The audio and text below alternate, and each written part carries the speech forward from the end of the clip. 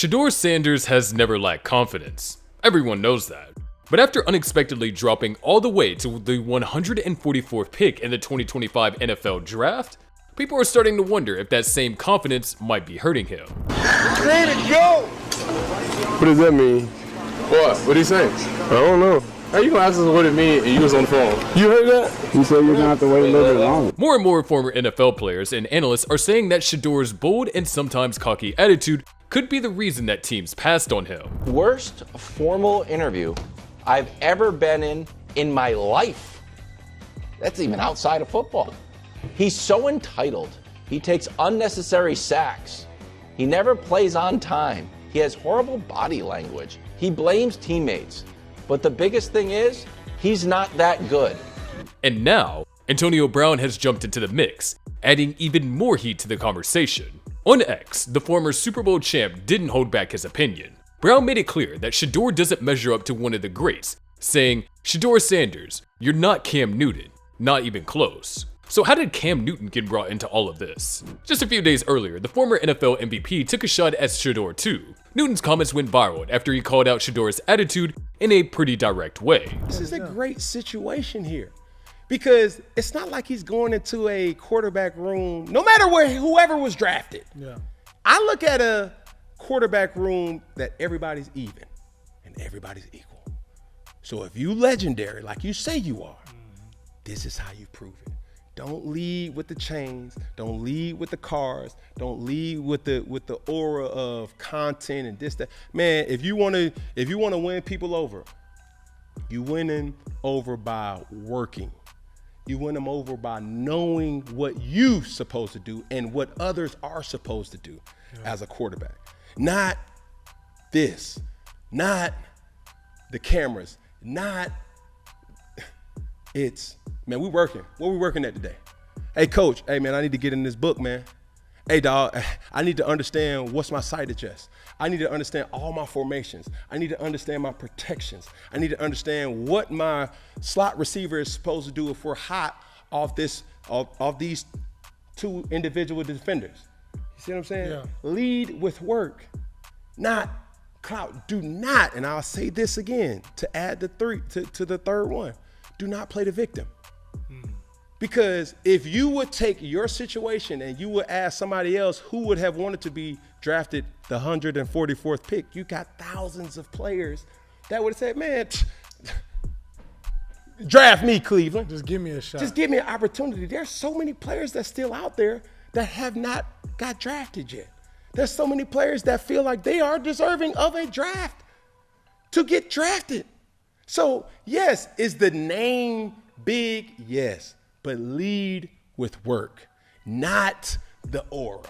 Shedeur, I gotta hold him accountable. Shedeur's always got this mean look on his face, like he always is. Snobbish looking, you know what I'm saying? Newton said, and he definitely wasn't joking around. The thing about Shedeur, I am the guy that's been pushing him to the greatness. I want to see Shedeur pick early. I want to see Shedeur pick as the first quarterback taken off the board. But Shedeur also does not want to be challenged. I said certain things that I'm just keeping it a buck and just say how I feel. That doesn't negate how I feel about him, his brother, his other brother, his sister, and his father. Respectfully, so listen, I'm not refuting what you're saying. I'm trying to comprehend what you're saying. What do you mean he doesn't want to be challenged? That got my attention too. So I'm asking. You on first take. You damn right I'm asking listen, you. There's been history there, and I've always challenged Shedeur publicly and to him in ways that, like, bro, I want to see the best version of Shedeur. Shedeur has always played in a very convenient situation. Okay. I've said that numerous times, so I don't have no beef. Okay, I don't have no quarrel. But we're not asking you the question accusing you of having a beef. I'm saying from a football analysis perspective, when you say somebody doesn't want to be challenged, I guess what I'm looking at is, Okay, you play for your dad, but just because you playing for your dad, that don't mean you want to be challenged. That doesn't mean you don't want to be challenged. That means that's the situation that you were in. And at the end, I get to look at you and see how you ball. You said you love the kid. You ain't got nothing but love for the kid. That means you know he can ball. Maybe there was no challenge because there was no one up to snuff to challenge him because he was that superior compared to the competition. And I'm saying you go to Tennessee, I'll be damned if I'm going to think Will Levis going to challenge him. I just don't believe it. Maybe I'm wrong, but I don't believe it. I'm not saying Will Levis is the answer. I know that. Go out, get your quarterback in free agency, right? And build around the talent personnel. That's what I'm saying. If I'm in that position, I'm not banking on a quarterback to have a Daniel Jones type year, a CJ Stroud type of year. Let's be realistic here. But if I'm going to go into free agency and get a guy that knows what to do with the talent around him, okay, cool. That's what I'm saying. It's all about playing chess here. And now the success of young quarterbacks has changed the narrative of what we expect from rookie quarterbacks. Fans were quick to react online. It's not every day that you see one big-name quarterback go after another, especially when the younger one, like Shedeur, is just getting started in the league.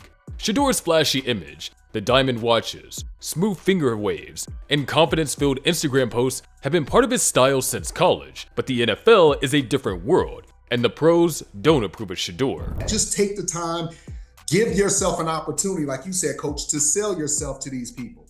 And when he started turning down, to me, that showed a level of boo. That showed, hey, I'm too good to talk to these teams. And after that, my whole perspective changed on him. And that's what went down. He thought that he was better than what he was. You have to win people over with the expectation of the quarterback. Because when you look at the game changers in this league, Josh Allen, Joe Burrow, Patrick Mahomes, Lamar Jackson, those guys change the whole energy because of their involvement with that team. Mm-hmm. He still has to prove himself to be that guy to say, hey, we got Shedeur, we good, right? And it starts with one day at a time. Yeah. It's not for you to just say like, oh man, you know, he carried himself like a DB. He carried himself bigger than life. He carried himself in a way that was just like he looked down on organizations. That's old news, bro. Yeah. Now, go into rookie minicamp with the mentality that I'm here to work. I'm going to be the starter, and I'm going to do any and everything that requires of me to do to be the best for my team. Antonio Brown said he once went fishing with Deion, and a hook got stuck in his toe. Deion pulled it out with pliers, but didn't say a word after that. Brown said that moment showed how Deion wasn't really the hands-on guy he seemed to be. Quote, went fishing with Deion. One of his hooks got stuck in my toe. He took the hook out of my toe with pliers. You didn't need help, and you sure never helped anyone. Never asked about my toe once. To this day, I wondered, where'd your dog go? Don't ever say I'm your dog. End quote. Now that both Cam Newton and Antonio Brown have spoken up, people are starting to ask, is Shedeur's swagger just harmless flash, or is it actually becoming a problem? I think he's grown up in 3 days. Oh, man. That he now knows walking into the Cleveland Browns locker room, it'll be different than him walking in as the number 2 pick or the number 3 pick. Correct. You see what I'm saying? As the 144th pick, it's more like, okay, I'm still in the same destination, but my mentality is a little different. Yeah. Now, going back to the quarterback locker room, this is a great situation for Shedeur. Contrary to what you may think. Yeah. You got Joe Flacco, right? Okay. You have another quarterback that they drafted, Dylan Gabriel, right? Deshaun Watson, who is still a question mark if he's going to be healthy enough to play this specific year. You got Kenny Pickett, right? These are all unproven players. There's a lot of questions. So basically what the Cleveland Browns are saying is, may the best man win. It look like the Spider-Man meme. Everybody, who gonna do it? You gonna do it? Facts. And that's exactly what it is. He's in a ideal situation. Now, if he got drafted by the Kansas City Chiefs, I mean, you already know you're going to see. If he got drafted by a proven starter where he had to be a day one backup, This is still him. Everything that Shedeur wants to do is still in his foreseeable future. Yeah. You go in with the mentality to work. You go in with the mentality to win that locker room over and that organization over with your preparation. You can be a starter. Mm-hmm. It may be as soon as being a day one starter. All right, so what happened with Shedeur Sanders? Well, a number of things happened. The number one thing that didn't happen was there was not a collusion message with the NFL owners. Okay, what? Okay, a lot of people think that. Because they wouldn't be able to keep a secret like that. And so they might do it, but they couldn't shut up about it. They wouldn't be able to shut up about it. But every owner is very, very selfish. Now, why would I do something to my detriment? Like if I need a quarterback and I think this kid is it, what he didn't realize is the guys that have fallen in the draft before, they all had unusual traits. Like they had some superstar qualities to them. Now, some other things happened that made them fall, but Shedeur and his family, they overplayed their hand. Them thinking that he was in the same evaluation mode as Eli Manning, they didn't play that right. Them trying to narrow the teams that he was going to go to, that didn't do right. Not working out the combine, that wasn't the right thing. His interview process, obviously he could have done a lot better in that. Mm-hmm. A lot of people left that meeting, felt he was very, very entitled. Which meet? Like, because they said Brian DeBall, the Giants coach, had said he didn't like the meeting. He asked him, he had some book, was his playbook or something he was supposed to know, and he said he felt weird about it. I don't know who else said they didn't like the meeting with him. Or were just people behind the scenes saying they did? Well, the thing about it, they didn't draft him. I know that. So it's not the tape. And he likes guys to be a little more open before he lets it go. Between Cam questioning Shedeur's attitude and AB calling out both son and father, it's clear the Sanders family is facing their first major wave of criticism from former players. The message? Shedeur's got talent, no doubt about that. But in the NFL, talent alone won't cut it. Attitude matters. And right now, it's something he might need to work on if he wants to go from being just another player to a true star. One thing about the NFL, especially one thing about the Cleveland Browns, they looking for a leader to ascend to being the guy and not just a person that's just like, he's just a Band-Aid. Yeah. And what better way to find out than with competition? Yeah. And that's one thing, you know, when he was asked about, do you have any regrets about your pre-draft process? He quoted and he said, I feel like in life it's always a way I can improve. And then he went on to say, some things I could have done at the time that seemed right at the time, I could have went about it in a different way. And it was more during the season when he felt like he was messing up. He could have went about it in a different way. But even with that, and obviously you got these 5 quarterback room. Everybody not even gonna make it out of training camp. And once the season starts, you know, everybody, it's only gonna be one. That's one thing about a quarterback. It's only one that can play at a time. But like I said, let's not play the victim here. How do we move forward? Correct. Right? The dust has already settled. Yeah. At this particular point in time, you have opportunity. You're going into a locker room where may the best man win. Mm-hmm. Antonio Brown just took his feud with the Sanders family up a notch. The former NFL wide receiver went on social media to blast Deion Sanders and his son Shiloh, who was recently signed with the Tampa Bay Buccaneers as an undrafted free agent.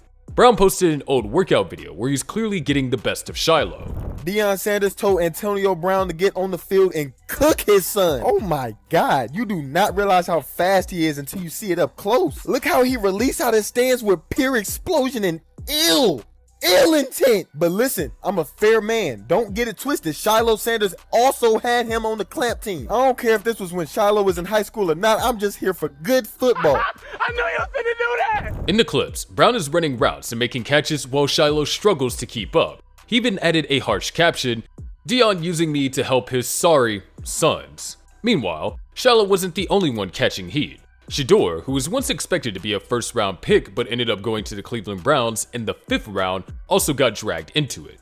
Brown made sure to bring that up too, pointing out how far Shedeur fell in the draft. Now, many experts believe Shedeur sabotaged himself. We got to hit on this Shedeur Sanders. This feels like the right place to do it to me because he slides all the way to the 5th round. And there's 1,000,001 theories as to how and why this could have happened. And Coach, one of the theories that gets brought up a lot is the interview process and that he didn't interview well. with these teams. Take us inside that interview process and what that's like. What kind of questions? What's the dynamic? How does that all go down? Yeah, and basically at the combine, you have 15 minutes to sit with the guys and you want to find out about them. And then the guys you're really interested in, you're going to go on campus or you're going to get somewhere and talk to them and interview with them. Shedeur didn't talk to everybody. And that to me was a mistake, number one. And then number two, you have to go sell yourself and you have to make people comfortable with you. I can remember we drafted Dallas Clark in the first round and we flew him in that night. And he was the most surprised person in the world because he said, Coach, you talked to me for 15 minutes at the combine. You never asked me one question about football. All you asked about was my family and growing up and what I wanted to do after football's over. I thought you were just blowing me off. I said, Dallas, that's what I wanted to find out. If you're going to be a great teammate, if you're going to be a Colt personality, that's what teams want to know. And that's what they want to figure out, Rod. Wow. Is this so? What's the question overall, Jack? Just what do you think happened, Rod? Take Shedeur Sanders. What do you think happened? I think you just look at him and his team just didn't handle everything the right way. I guess they thought that he was going to be a top 5 pick, top 10 pick, and just the way he conducted himself. When I heard that he turned down interviews, that's when everything changed for me. Because as a young man, all the people that you interview with, eventually down the line, you're going to have to interact with those guys. But Deion Sanders decided not to clap back in anger. Instead, he responded with kindness. On X, he wrote, at AB84, love you, man, and I appreciate you, my brother. I would never publicly or privately speak negatively on you, man, regardless of what's said. You know I know you, and I'm holding on and praying for the AB I know. Even when I played corner, I ain't need no help. Love you to life, Prime. While all this drama played out online, Shiloh quietly made a move of his own. During a Twitch livestream on the day of the NFL draft, he revealed something surprising. He had fired his dad as his agent. Tampa Bay Buccaneers rookie DB Shiloh Sanders, who is the brother of Shedeur Sanders, fires Deion Sanders and hires a new NFL agent. Dad was our agent, but that hasn't been working out too good. So today I had to sign with an agent, bro. So we're going to see what happens. Drew Rosenhaus on Twitter says, welcome to the family, Shiloh Sanders. So now this is Shiloh Sanders' new agent. And then many different fans on social media pretty much stated their opinion. You also had one person on social media that thought that Shiloh Sanders was lying, but he saw that he was actually telling the truth. He did sign with a different NFL agent. But at the end of the day, you can't get mad at Deion Sanders. He did the best he can as a father, and his kids are now adults. They can control their own destiny. If they feel that their dad isn't good for business, they can get their own, agents and whatever. Dad was our agent, Shiloh said, referring to both himself and his brother Shedeur, but that hasn't been working out too good. So today, I had to sign with an agent. Even though he smiled while saying it, it was clear he was being real. With Shedeur dropping several rounds in the draft, Shiloh figured it was time to bring in a pro. He ended up signing with big-time NFL agent Drew Rosenhaus. It's your fault. If you wasn't that then we would get some figures. If you wasn't that dude, Shedeur wouldn't get drafted in round number 2. One time I remember Cam Newton had somebody on his podcast. It was a very respected ESPN dude. Maybe his name was Dan or something. And Cam was like, now, do you think there are 32 quarterbacks in the league that are better than Cam Newton? And why is Cam Newton not on an NFL roster? Why do you think so? And the dude looked at Cam Newton straight in his face and said, because you talk in the third person. It was a joke, but it wasn't. Like, nigga, nobody wants to deal with this shit. You're a media circus. Shedeur is good at playing quarterback, but he is not nice like that to where an organization wants to deal with the media circus that is the Sanders family. Me personally, I would love to have this kind of shit on my team, but the NFL owners are showing y'all they are not here for powerful niggatry. That same night, Rosenhaus welcomed Shiloh to the team on social media. Even though Shiloh didn't get drafted, he still found a spot in the league. Shortly after the draft ended, he signed with the Tampa Bay Buccaneers as an undrafted free agent. And now, he's got a new agent and a new start. Should Shedeur do the same? Let us know in the comments below.